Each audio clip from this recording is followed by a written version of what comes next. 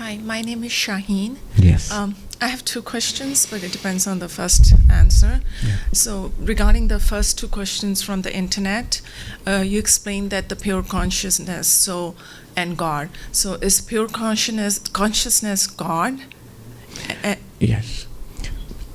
Is pure consciousness God? Yes and no. I'll make it's not very difficult to understand. Just as Vedanta would say pure consciousness is shine, but there's a distinction between the two. The distinction is pure consciousness by itself is not shine. It's pure consciousness with an overlay of the mind and personality, and this body is called shine right now. So shine is a person. Pure consciousness is impersonal. But you cannot exist. Shine would not exist without that pure consciousness. That's your core reality. Similarly, God can be personal. Atman, Brahman, Nirguna Brahman is not a person. It's an impersonal principle. God can be and is in fact worshipped in the great world religions as a personal God. Somebody some reality which will respond to our prayers, which can intervene in human affairs, which in fact is responsible for the creation, maintenance and ultimate dissolution of this universe. It's the beginning and end of all affairs here in this world, and is always available to us as a loving, beneficent, protecting power. So it's a person, a divine personality. So this is the difference. In Vedanta there are these two terms.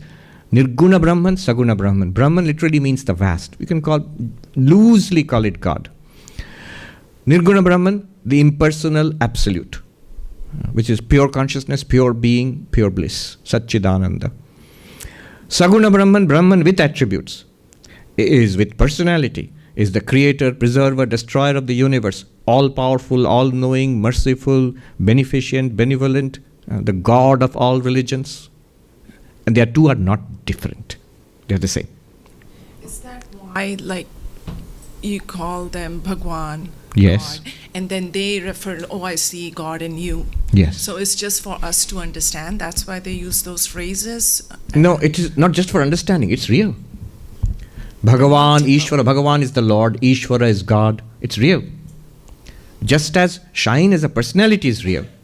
It's not that God is a mental construct, just for us to understand. Ultimately, the pure consciousness alone is real and everything else is a mental construct. You can say that. If you can regard shine, this body, this universe as a construct, then you can dismiss God as a construct. But we cannot do that. What generally happens is when I say, is it just for us to understand? Is it a mental construct? Is it a concept? God, is it a concept? What do we mean by that? I am real and my cookie is real.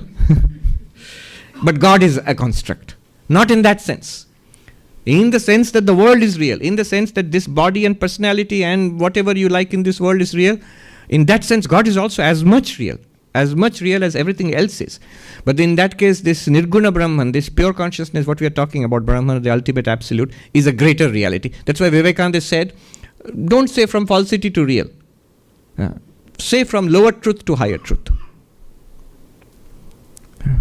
But there are so many multiple names, so it's our own construct, right? There's so many multiple names, so that must be our construct. Again, yes and no. Yes, because those names are given by us. Those names are realized by us. Those names are utilized by us, names and forms. In Hinduism, we have multiple forms. Those names are utilized by us to connect with the divine. In that sense, yes, it is given by us. But again, it's not imagination.